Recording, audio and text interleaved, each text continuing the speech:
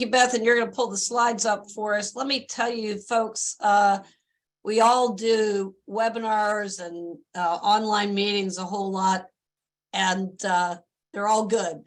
I get excited about this one because I have to say I've got three of my favorite people in the entire world joining me. So it feels like a gift for which I am extraordinarily grateful today to be joined by Ann Evans, who is the CEO of Elevate in Chicago, Emily Schapira, who is the CEO of the Philadelphia Energy Authority, who is the parent of Built to Last, and a former GHHI or a GHHI alum, not a former alum, but the new executive director of the Office of Clean Energy, Kate Klinger. Beth, I'm ready for slides when you are, but we are so glad to have everybody join us here today to talk about the intersectional work that all of us are working on here around climate, health, housing, and equity. So if we could move that into full slideshow mode, I would appreciate it, and go to the next slide, and we'll talk about this issue, which is really emerging. GHHI held a convening in Baltimore about 2 months ago. We had 85 groups from around the country, all really looking at how do we build national capacity? How do we address healthy housing while bringing in the federal dollars on climate? And how do we stay true to our advancement of Justice 40 initiatives and equity? And I think this wonderful panel that you see in front of us today will give a lot of advice, a lot of good examples. And then we want to talk with you. So if you go to the next slide, this is our challenge, if not now, when. We have all asked for scale, and the moment of scale is upon us. And we have a lot of issues to tackle. Those of us working in healthy housing, and I want to thank EPA, HUD, CDC, and others for promoting National Healthy Homes Awareness Month. We are still on a pathway collectively here to address our moral compass in this country about how we are addressing low-income housing and the health of that housing. But it's now more complex as we look at climate issues and the 34 million homes that experience energy insecurity every year, and the 26 million homes that households below 80% of area median income that have fossil burning fuels in their home, whether it's through their heating systems or their stoves. And as we know from recent studies, if you go to the next slide, and recent reports, we are dealing with this issue around climate and making sure that we can use these climate dollars as restorative justice and to promote work and strengthen housing. But it's also about health for us. It's about how do we move that shift from a disinvestment strategy and break those barriers that I think everybody probably on this webinar today is committed to. It's at the heart of healthy housing, is breaking down those ill-conceived and unjust policies. But also, how do we align these resources together so that we lowered the deferral rates for energy investments, for climate investments, for the lead hazard control investments, and for those asthma reduction and injury prevention programs. So we'll hear a little bit about that, but working this in concert ensures that the dollars that are intended to go to our lowest income neighbors and friends and our most under-resourced communities can get there, because we're thinking about this holistically, the health of the residents and the holistic health of the homes that we want to take out of obsolescence and unhealthy housing state to being vibrant, resilient, and prepared for the future. And we have to do that by leveraging policies, which you'll hear a lot from Kate today about how they're thinking about that in New Jersey and maybe other states that she's talking to. But also, how do we take those policies, those laws that Emily and Ann have been so influential on passing, and put them into action, into jobs, that serve our neighbors, that lift lives and build up our ways to tangibly address issues around equity, wealth building, health, and opportunity. So if you go to the next slide. You know, we can all also kind of relate to this who are working on this issue. We are seeing these increasing studies around the impacts of gas stoves. And as we talk a lot, and we'll hear a lot today, the important issue of moving to a full electric on heat pumps and moving off of oil and gas. Lots of studies coming out on the impact of gas stoves, which pose these enormous health barriers, not just from the carbon monoxide, but from the benzene. The study that came out of Stanford this week talked about how that impact on things like leukemia, neurological health, and the impact, as we know from the studies of RMI and others, on the impact of increasing the experience of asthma, the actual asthma symptoms, and the diagnosis of asthma. It causes pause for all of us too, because we work with many families who have used their gas stove to heat their homes through the winter. And what do we know about the coming economic opportunity or burden by moving to all electric? Our own data coming out of our work in Baltimore is really showing extraordinarily positive benefits around the economic benefits of going to all electric, decarbonizing. If you want to move to the next slide. So before I get into what we're doing in Baltimore as an example, I want to share these 4 publications too that have come out of GHHI. There are many others from the panel as well, but we think these are pretty good guides around how do you look at the non-energy benefits of the climate investments that we're going to talk about, and how do they pose impact on better health, better educational attainment, attendance attainment, and opportunities, and better opportunities around housing stability, the ability to get to work, and the ability for kids to get in the classroom healthy and ready to learn. And we've also written 3 other publications in partnership with many great people, including Building Decarbonization, RMI, Earth Justice, Sierra Club, and others around energy equity. How do we transform markets, and how do we utilize the current and coming federal dollars? So again, I'm just excited to hear from Elevate PEA in New Jersey about this, what they're doing.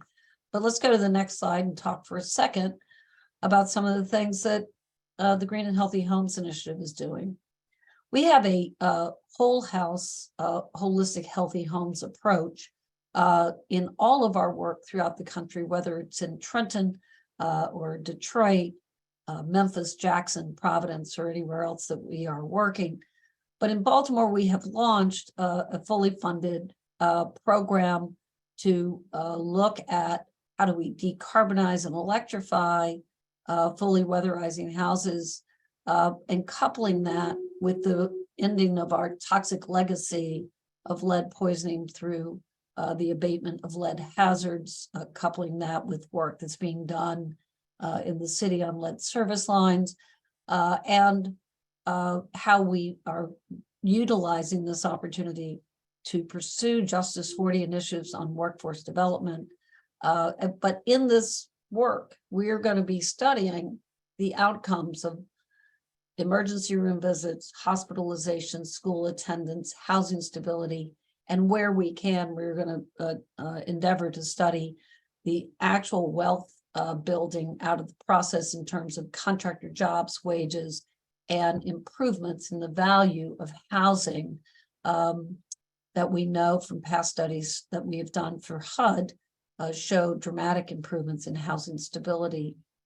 And also looking very carefully at the issue that people have raised around the economic impact of electrification. And as I said, our preliminary small data shows extraordinarily good positive benefits there.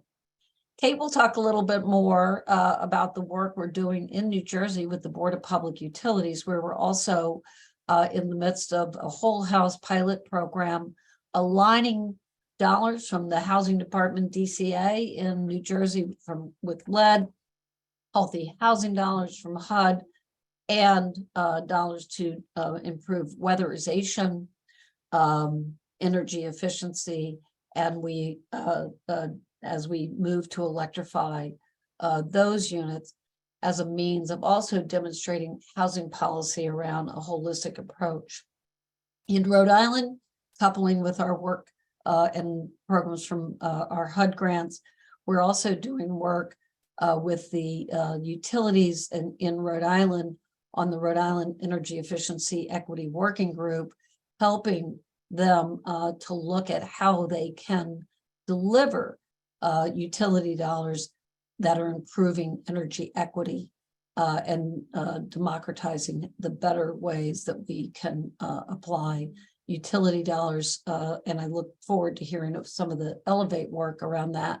And in Milwaukee, we are helping the city take a $27 million investment from ARP in lead poisoning prevention and lead hazard control, and building that into a climate and toxic practice of having a holistic housing delivery system, working with the eco department in Milwaukee to align climate, health, and housing, and we'll be serving as a partner to SDC in Milwaukee to help evaluate this in real form as we move forward in pilots there.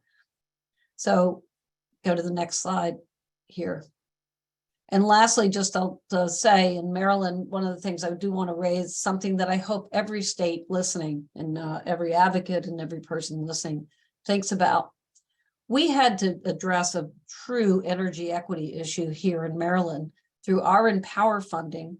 Low-income communities, our lowest income communities, were contributing $50 million a year to the Empower funds through our Public Service Commission and utilities, and yet only getting $28 million in benefits, while the highest income contributors were putting in $80 million a year and getting $131 million in benefits. We knew that that had to get changed. And so through a bill that we passed in the Maryland legislature, and thanks to Governor Wes Moore and our legislature, we have now signed into law a directive that flips that script, ensures that we will put these dollars to work in alignment with other health and housing dollars, but to ensure that we have fair play, fair pay, and fair investment. And we are also expanding our work of decarbonization and electrification by building advisory groups and work from residents up as ambassadors, leaders, and the like. And we demonstrated some of this, all of the work we're talking about in the convening that we did with We Act, Elevate, RMI, Emerald Cities, ACEEE, BDC, but building decarbonization, to ensure that all of the lessons from our work and what you're going to hear today are being really transferred in capacity building through grants, re-grants, but also helping people in building the management structures, the workforce structures. And so that's a major focus of the work we're doing today. So let's go to the next slide. We can move on. I think I've talked about that. We want to bring on Anne to talk about the great work at Elevate. Anne, and tell us a little bit about what you're doing and some key nuggets of wisdom, if you will. Thank you so much, Ruth Ann. I'm really excited to be among so many old friends and new friends. I'm really looking forward to the conversation. I'm joining you today from Chicago. Elevate has been doing healthy housing upgrades for a couple of decades, and we've been able to upgrade over 130,000 units of housing, where of course families live in those units of housing. So helping people save over $100 million in utility costs, which is significant, we can save folks between $800 and $1,000 a year, which is really impactful for folks who are living paycheck to paycheck. Equally important, we are training Black, Brown, historically marginalized contractors and people to be able to do these upgrades that are in all the way from energy efficiency to removing environmental hazards to full building decarbonization. We've, as highlighted on the slide here, we've just recently completed over 100 units of affordable housing, doing full electrification in such a way that utility costs are actually going down, both for tenants and building owners. So we've learned a lot through that process. It's really important whenever possible to include on-site solar, to make sure that you're delivering those benefits. So our approach to building decarbonization and affordable housing, we've developed some principles that include making sure that we are driving down costs for tenants, that we're improving the quality of the housing along the way, improving the energy efficiency of it, addressing all the health and safety hazards that are there. And I think one of the best benefits that we're providing is cooling, because in most of the communities we work, the vast majority of families living in communities of lower wealth, they don't have access to cooling. And I think with the extreme heat that we are increasingly seeing across the country, cooling cannot be considered a luxury anymore as it was in the 80s and 90s. We really must be providing cooling to people so that they have refuge in situations of extreme heat. The other work that we've been doing recently in partnership with the Partnership for Southern Equity, Groundswell, the Solutions Project, People's Climate Innovation Center, and the Hummingbird firm has been to launch the Justice 40 Accelerator. I want to give a shout out to my an Elevate alum who I know is on the call, Angelina Benson-Glanz. This was really her vision to put together the Justice 40 Accelerator, which had the intent of helping the Justice 40 initiative, which is of course the commitment by the Biden-Harris administration to direct 40% of the benefits of climate investments into historically disadvantaged communities. And we knew once that announcement was made that that frontline organizations, environmental justice organizations, community-based organizations need support in order to achieve success with federal grant applications. We know historically that federal grants tend to go to organizations that have already successfully completed successful grant programs. And so there's really a pretty significant barrier to entry. And so by providing pass-through grants to these organizations, as well as technical assistance and program navigators, so that or federal grants navigators, so that they can get connected with the right initiatives, we've actually helped more organizations receive up to $30 million in federal funding, and those numbers keep changing and growing because every week the cohort members of the Justice 40 Accelerator achieve greater and greater success.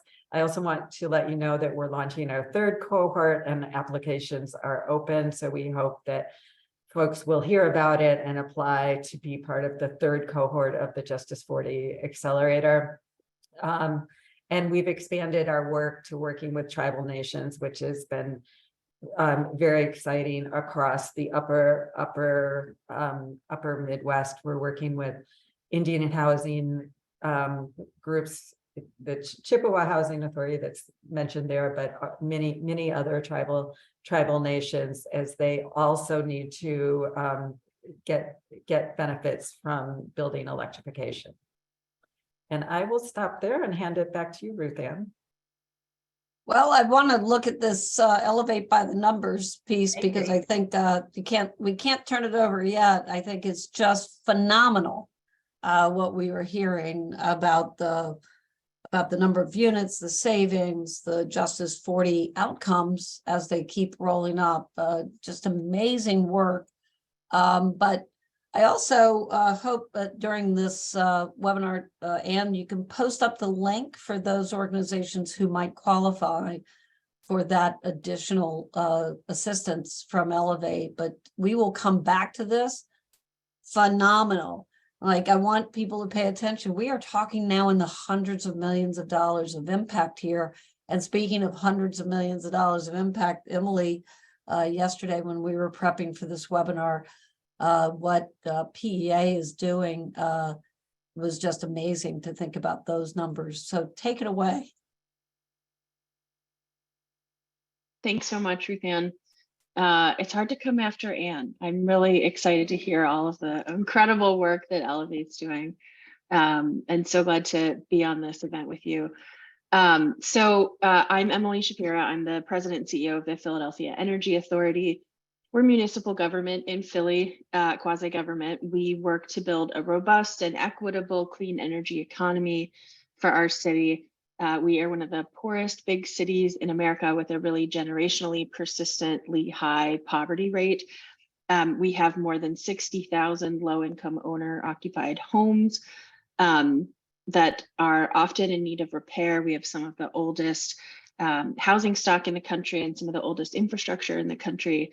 And all of that put together leads to a crisis of affordable housing as people are sort of forced to leave the homes that they own, because of all sorts of issues. And so we really view the housing work that we do as preserving existing affordable housing and making sure that people can stay in their homes.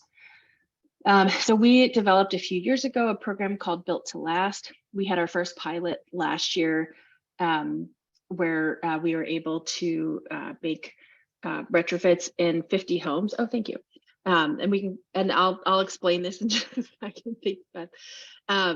So the idea of Built to Last is really similar to a lot of other programs with one difference, which is that in Pennsylvania, we don't have a particularly friendly environment for subsidies for any of this kinds of work.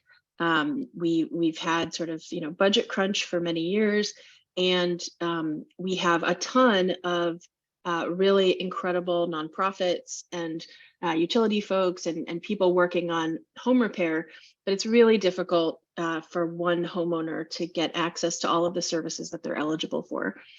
And we realize there are a few components that nobody's doing, and that process of really helping homeowners to get through the programs that exist in the right order so that they're not deferred from anything was really cumbersome. And so we built essentially a platform that braids and layers and coordinates existing home repair programs and then supplements where nobody pays for a particular component. So we're working on everything from basic systems like roofs, electrical systems, plumbing systems, structural issues in the home, to energy efficiency with weatherization and our utilities, to health and safety with our senior focused organizations and with local health systems.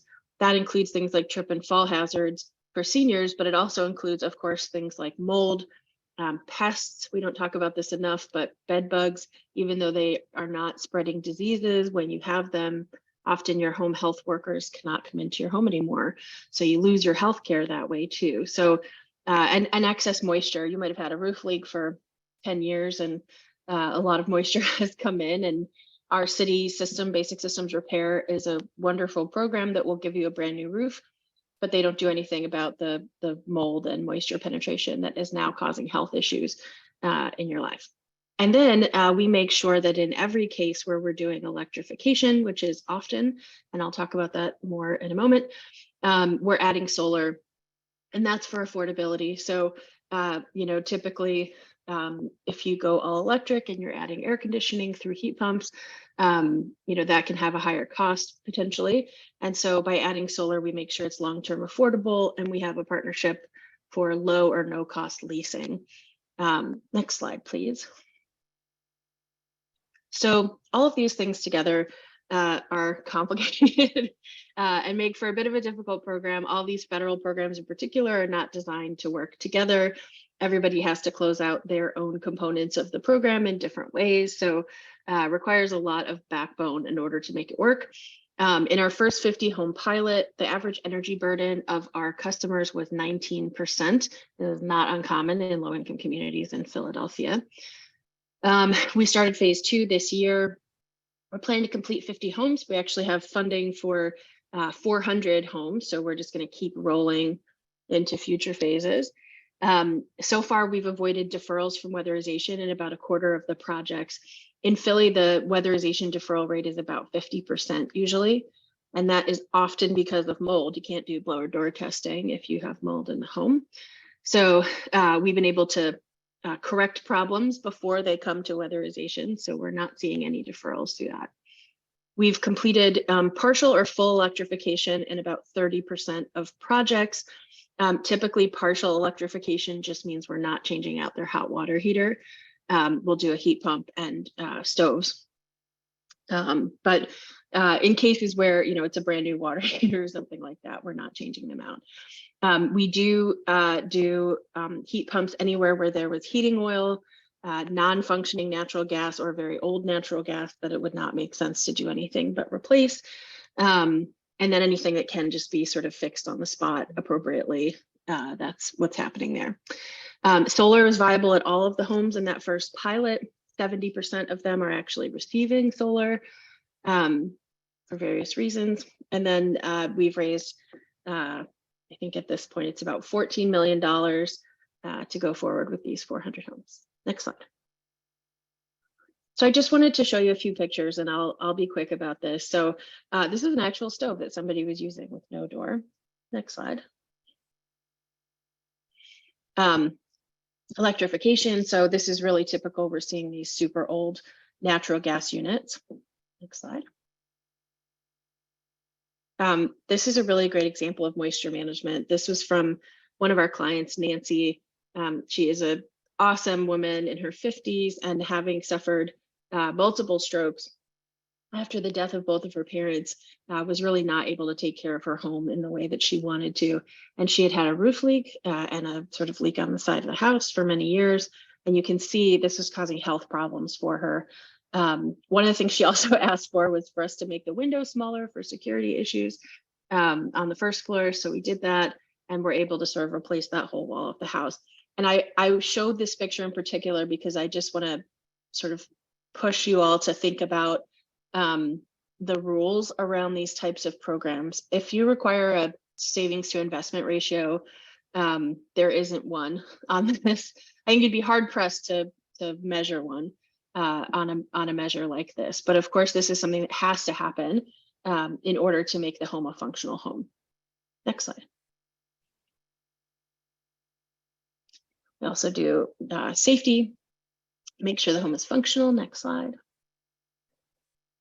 And then this is a really common one. I think this is the last photo, but we see all the time that people don't get services that they're eligible for because the steps to their basement, and in Philly, we've got these row houses with pretty usually narrow basement steps that are often old, but if they're not in good condition and the workers can't get down them safely, they lose the opportunity to get things like HVAC repairs. So we've partnered with Habitat for Humanity and other folks to do these types of critical home repairs. And I think that's the last slide. Yeah, awesome. Well, I'll just say one last thing. And, for those of you who are thinking about how to build policy, and I'm so excited to hear from Kate for this very reason, but I think, we talk a lot about how low-income folks will be left behind as we transition to cleaner energy. And, in Philly, we think a lot about this notion that that's a choice, and we build our utility rates around our values as a society, and we build the rules and regulations around those values. And if we lead with equity and lead with, low income folks really as the driver behind the transition to clean energy, both on efficiency and on electrification and renewables, rather than as an afterthought, that benefits the entire grid and the entire rate base. So thanks for this time, and I'm happy to answer any questions and talk about this a bit more. Thanks all. Well, we look forward to those questions and dialogues. I want to talk a little bit more about whole house, which is such a phenomenal thing when we come back. But I think this idea of policy is so important, Kate, as we move over to you. Organizations, I know GHHI has in our sights, certainly in Maryland and federally, getting to zero emission appliance standards, full electrification standards and trying to get things like Medicaid to acknowledge decarbonization as a health measure, right? Lots of things in the policy mix that are so important here. Talk to us about how you're looking at this from New Jersey and what you see as those trends and what you have laid out as achievable for the state. Sure. Thanks, Ruth Ann. And first of all, so exciting to hear about all of this amazing work and just really thrilled to be with you today and get a chance to see, as Ann said, I think old friends and new, right? But it might be helpful just to take sort of 10 seconds to talk about the Governor's Office of Climate Action and kind of what we are tasked with doing. So about 2 years ago, Governor Murphy created this office via executive order, really with the purpose of providing strategic leadership and coordination across the state's various climate action efforts. And so a lot of that, what that means for us is aligning with our state's foundational climate plans that has set out targets for us for emission reduction, for clean energy development, and for the least cost pathway to achieve the adoption of clean technologies in every sector of the economy in New Jersey. Which means that we really kind of look at the building stock in terms of its contribution to our emissions and its role in achieving those emissions reduction goals. So for example, the state has put forward a goal for ourselves, not unlike a lot of other states around the country, of achieving 80% emissions reduction by 2050, and then a bunch of interim goals kind of in that time frame. In order to get there, we know we need an 89% emissions reduction in our building sector. And I know I'm throwing a lot of numbers at you, but just one more, which is that across the nation, 80% of the buildings that will exist in 2050 have already been built, right? So we know that the new construction side, while that's an important piece of adopting zero emission technologies, much of the work that needs to be done is on our existing building stock. And so we've taken sort of an intentional approach to that here in New Jersey. And one of the ways we've done that is by convening a Clean Buildings Working Group, which is really a mix of internal and external folks, state agency folks from across, the sort of spectrum of state agencies that are working on housing in one way or another, as well as external folks who are really kind of experts in the building decarb space, in the workforce space, and in other related spaces to talk about how do we achieve this emissions reduction? These folks are looking at building codes and building performance standards in the state. They're looking at market transformation activities, right? Things like what you were talking about, Emily, in terms of rate design. How do we go from a building by building approach to a scaled up community wide approach, like what GHHI is doing in Baltimore and Elevate is doing in Chicago? And so really thinking through that, the sort of market transformational activities that the state needs to engage in order to be able to move the market on building decarb. They're looking at the workforce and what happens with our legacy energy workforce, that's sort of gotten us to the level of economic development that we've been able to realize here in New Jersey, but that may not have a clear place in our clean energy future. And lastly, they're looking at the strategic planning. So things like how do we make our energy grid ready for all of the electrification that we are trying to do of vehicles and housing, and ensure that people have access to clean, affordable electricity to be able to adopt those technologies in their homes and vehicles. So we're really excited about what's happening in that working group. And I think what will come out of that ultimately is a roadmap for how the state will move forward in achieving that emissions reduction, and a bunch of legislative, executive, programmatic, and funding solutions that we can adopt here in New Jersey in order to leverage this unprecedented opportunity with the IRA funding and really move toward our buildings goals. Couple of great examples of pilots that we have going here. And I know Ruth Ann already sort of flagged this one, but we're very excited about the Whole House Initiative, which is a partnership with GHHI and our Board of Public Utilities, which is a pilot that's designed and intended to be scalable, that builds on a program called Comfort Partners, which is our co-utility implemented, BPU implemented residential energy efficiency program for low to moderate income housing, and builds on that program by braiding and aligning resources to be able to holistically address the conditions in housing. As Ruth Ann mentioned, specifically with a focus on lead poisoning prevention and healthy homes through our lead funding, but also looking at other types of housing repair dollars as well. And then now, and I think it's okay to say this publicly, but Ruth Ann or Beth, you can cut my mic if not.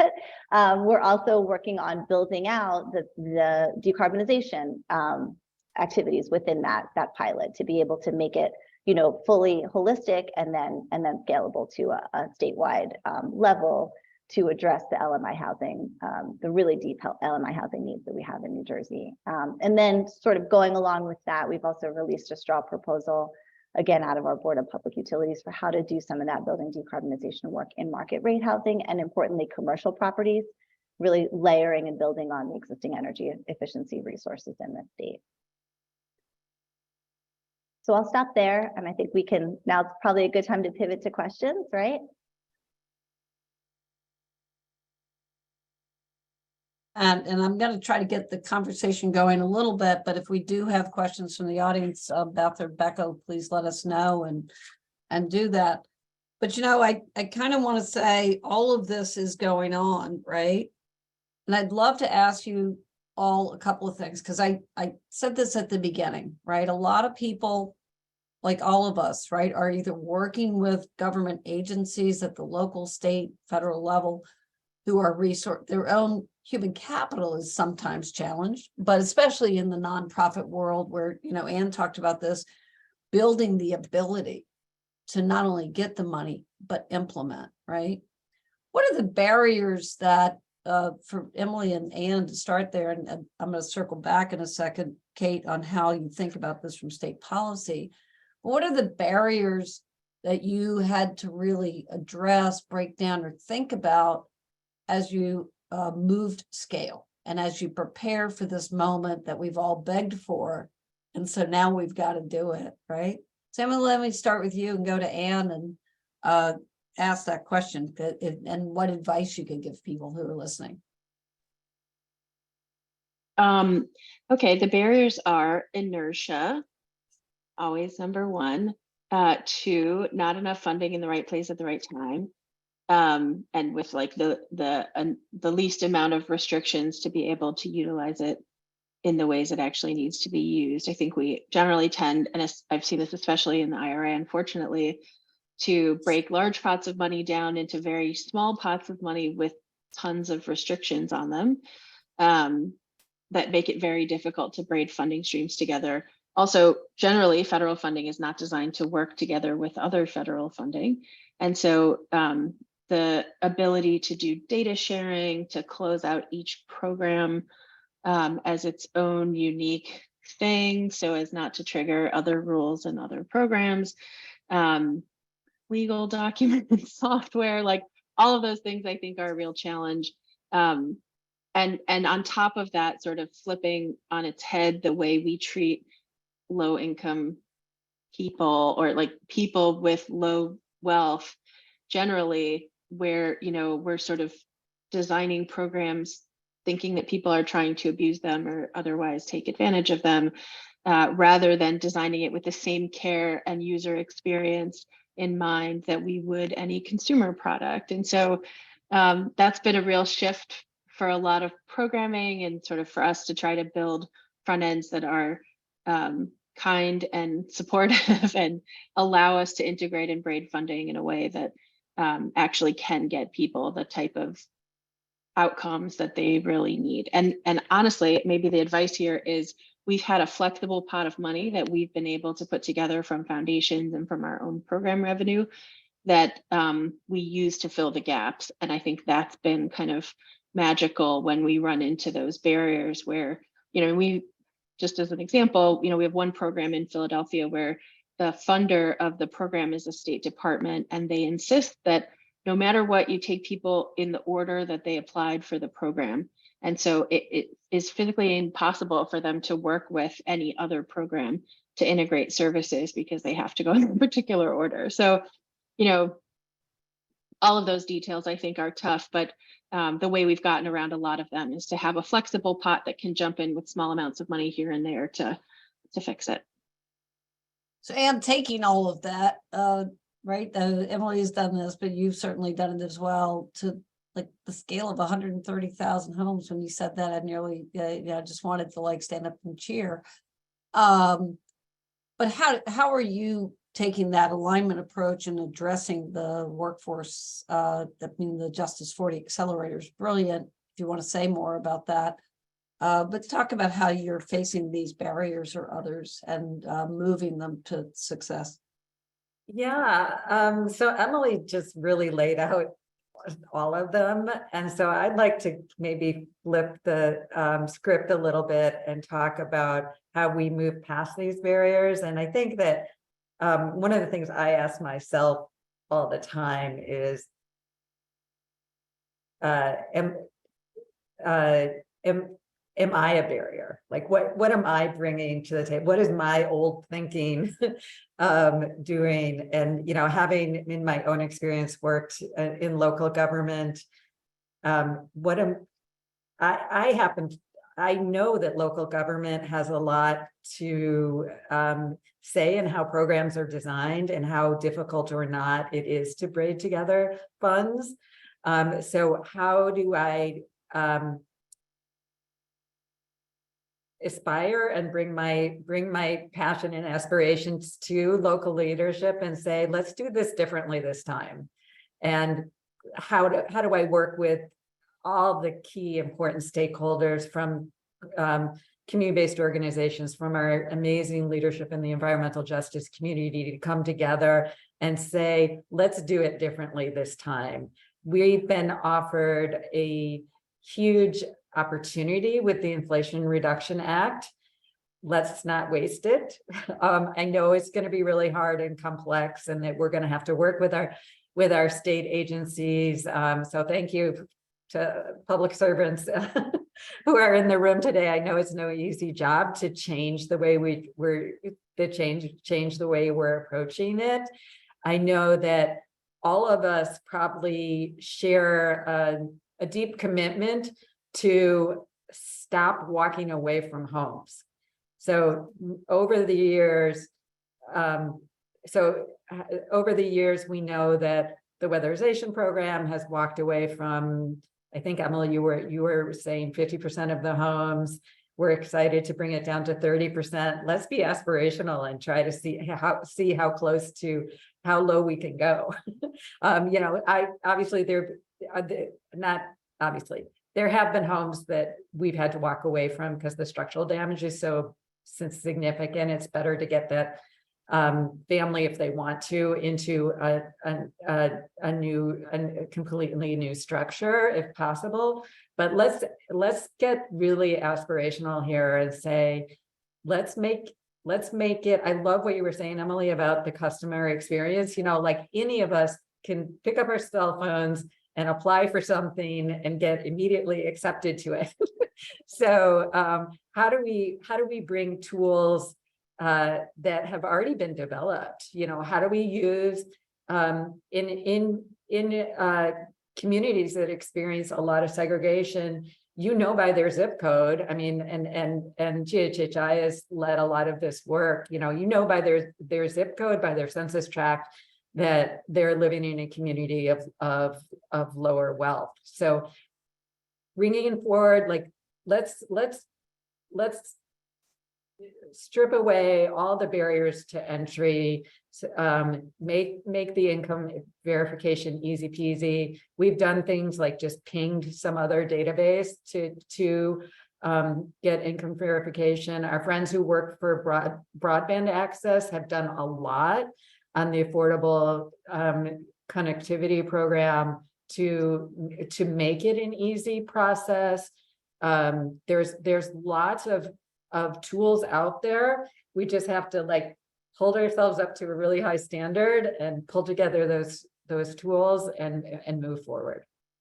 And I think, we shouldn't, this braiding money, right? So I aspire for the day that, and maybe New Jersey will do it first, that we have a public climate and healthy housing bond, right? That can be that flexible pot of money or find other ways. But I also want to remind folks that are on the line right now, there is still a significant amount of unspent American Rescue Plan dollars that local and state jurisdictions need to get out the door. I believe in unsolicited proposals when the entities get down to there, present the good idea of what you need in your community. The children's health insurance, unused administrative dollars, pulling that down through your state health programs is a really flexible way to come in around the health issues. There's a lot of, I know, talk about, some of the federal money that's not getting tapped, can it get recycled into more flexible dollars?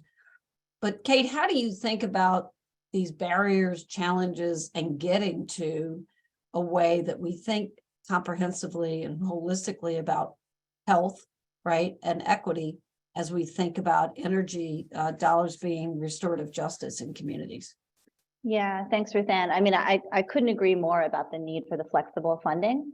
So I think a couple of ways that we're thinking about that here in New Jersey is one, we're part of the Regional Greenhouse Gas Initiative. So those are dollars that are specifically earmarked, the proceeds of those auctions, to be able to tie measurably to emissions reduction. So we are using those dollars to do decarbonization in commercial building, to do decarbonization in low to moderate income housing, and address some of the upstream health and safety issues first, to be able to do that work. And then also, importantly, to train up the workforce. So one of the other barriers that we have noted is that, even within the sort of locally based, community-based HVAC workforce community, folks don't understand, what is the right size heat pump to select for a specific building or home, right?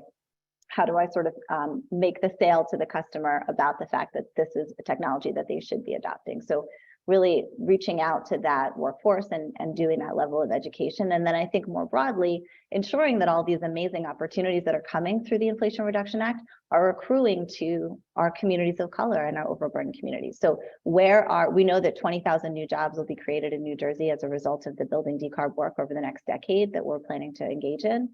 How do we ensure that people have access to those jobs? They have the transportation that they need to get there, and to get to the training, they have the childcare that they need to be able to access those family-sustaining, well-paid jobs. Yeah, and I think the Justice 40 accelerators that Ann was talking about with the organizations doing that, I think, Ann, you've been providing the ability for those organizations as they lift to get financial backbone support, right? And address things. I think we all have to address things like the barriers to entry of insurance and the upfront capital. I don't know, Ann, if you want to talk about the Justice 40 Accelerator a little bit more in detail, but what I want to move to after that is now we're about to get greenhouse gas emission dollars coming down, and that's all about lending money to low-income communities, and how do we address that in the capital as we move this. But Ann, you want to take any or all of that on? Sure. Move to questions if we have any. I thought I saw somebody's hand go up at one point. Yeah, we're gonna go soon to Dr. Nuka. Okay. Great. So the Justice 40 Accelerator really is designed to fill the gaps that are don't permit organizations to successfully apply for federal funds. So again, the intent of the Justice 40 initiative is that 40% of the benefits go to historically disadvantaged communities. We don't want to we want to correct past harm, right? So many organizations have spent a lot of resources applying for federal grants. They may have hired grant writers. They may have missed deadlines because they didn't have the right Sam's code, if you know, there's a whole new language to learn when you're applying for federal dollars. And so what we've been able to provide, which we designed after doing 40 different listening sessions to hear what people's experience had been, was a $25,000 grant to help people during that process, access to $15,000 of technical assistance, including grant writers, and then that really important role of navigator to help you apply for the right opportunities. Because I wish I had this assistance when I first applied for my first federal grant, probably 30 years ago. And I've been writing these grants for a really long time. It still takes a good 120 hours of work to fill out a successful federal application.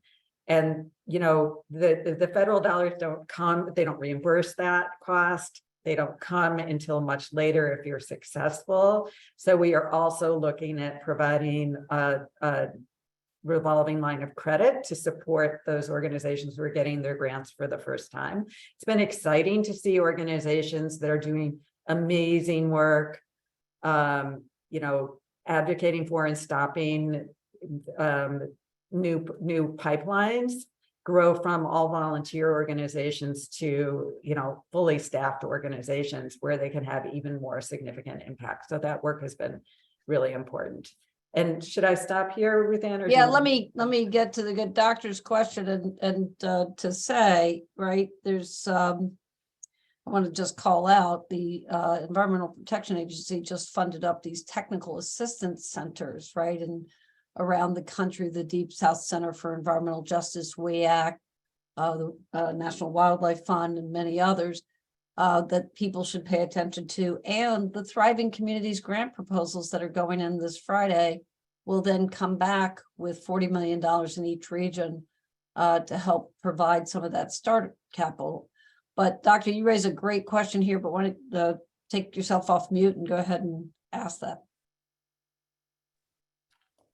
Yeah, hi everyone. So thank you for the wonderful presentations. You guys are doing great work. Amazing work. My question is, I'm going to put something here. When you talked about the gas stove, we know that carbon monoxide, even as a physician in medical practice, is a big deal. Now, coming into public health is also a big deal because of the carbon monoxide poisoning and everything. Now, I listened to you and you mentioned about the efforts that you've been doing to make sure that gas stoves are eradicated, replaced with electric stove. Is that correct? I think that's a goal. Yeah.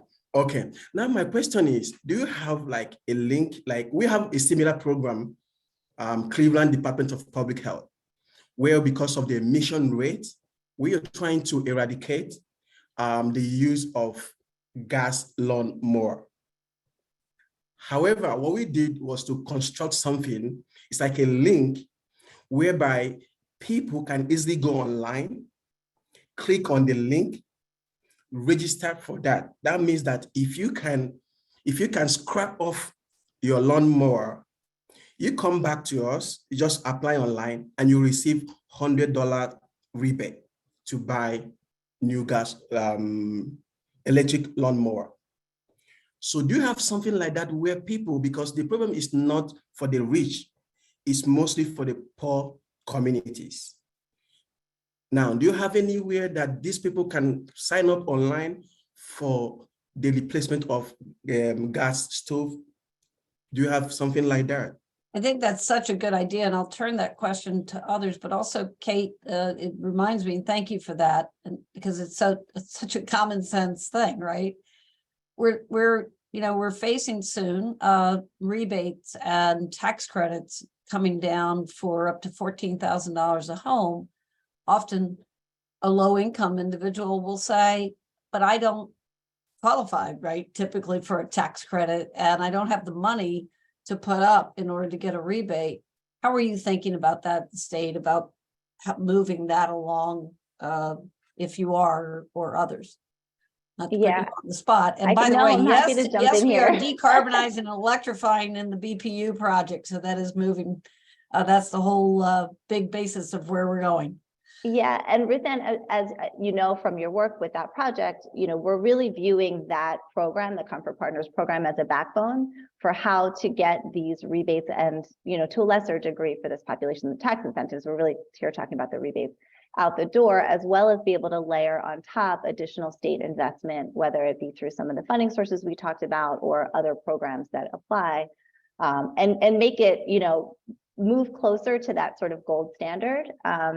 Of a one-stop shop for being able to holistically address all of these housing conditions through the Comfort Partner program as a backbone. So that's really the goal and what we're moving toward, and what I think a lot of the lessons learned from the whole house pilot will enable us to continue to achieve. And then once we've been able, we're very close to being able to start to deploy those rebates, because some of the administrative dollars to set up those programs have already been released to the states.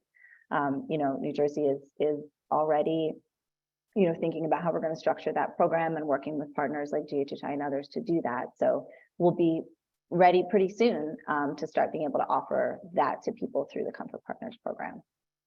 I think that's great. So Emily and Ann, as we close out, because it's 2 p.m., right? And we're thinking about greenhouse gas emission dollars coming down and lending money and grant money. What excites you most about this moment? And what's the one piece of advice that you can give in sort of rapid fire? This will go to you, Kate, too, for everybody on the line here, thinking about how do they advance their programs, whether they're a community foundation, whether they're a local government, whether they're a nonprofit.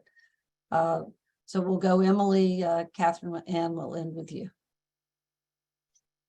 Well, I am really excited about the Greenhouse Gas Reduction Fund in the IRA, because I think it's going to force a bit of an integration between the traditional providers of these programs and green banks.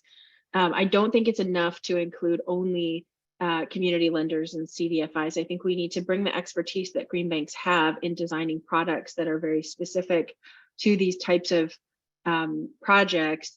And I'm excited that this will really sort of force that relationship and partnership. If I had one piece of advice sort of for communities that are wanting to really take advantage of all the different components here, it would definitely be, don't be afraid of the complexity of this, because I think to truly braid funding streams and to get at a whole home repair or a whole home renovation, which is what folks honestly need. You can't only do the utility measures. You can't only do one component or another. You're going to have to get into the weeds a little bit here and be comfortable with the idea that this is not a single measure that needs doing. It's a whole bunch of measures that need doing in order to focus on outcomes. So maybe having that sort of ultimate outcome focus rather than measure focus is an exciting change in what we're talking about at the federal level. All right, well, we're looking for big things from Built to Last with your state law that actually address the issue of gap funding through the Whole House Project. Kate?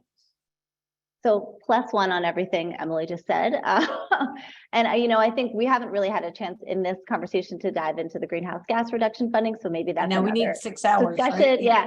But I think we're very excited about the opportunities there. And if I could also just put in a plug for, DOE's other funding opportunities, the Loan Program Office through the State Energy Initiatives Program will allow states to bundle projects. So you could do a whole bunch of multifamily properties and decarbonize them. And that's low cost capital that's available through DOE to do those types of projects. And they are dying to give this money away. They're reaching out to states every day. So I think there's lots and lots of opportunities on the table for how to move this investment.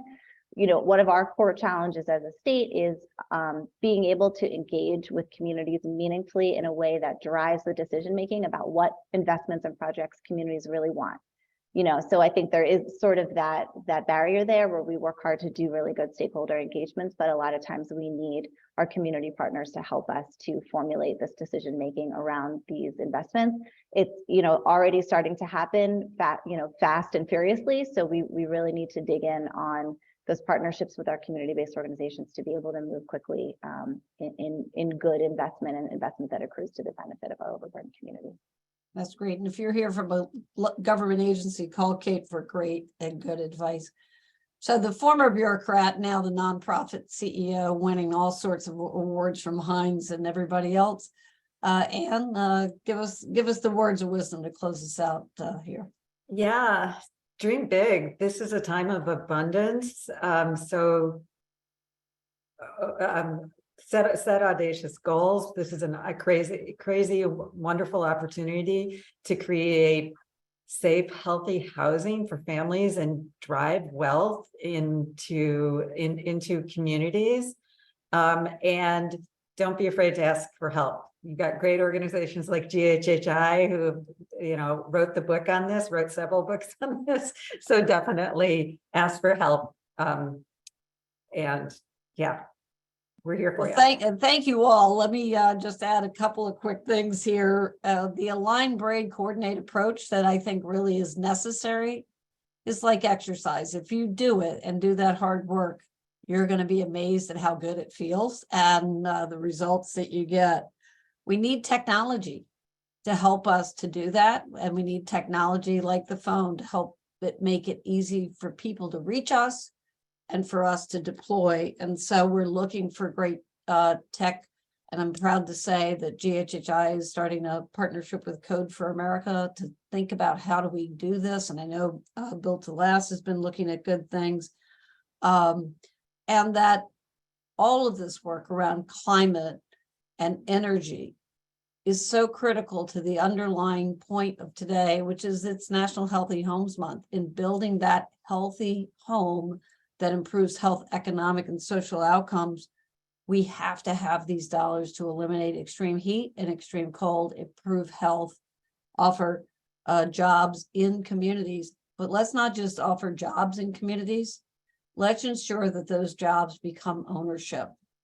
And the last bit of advice is, I think all of us would tell everybody here that the things that we've done most successfully have come by listening to the people who are living this, who have battled it, and we are only allies to help make other people successful. Ladies, I love each and every one of you. What a thrill to see you, be with you. I am so excited about your success as we move forward. And let's get together soon and let's keep doing good work. Thank you, everybody on the line who listened today, maybe learned something. Thank you, Doctor, for asking a question. And happy National Healthy Homes Month. Thank you, HUD. Be good.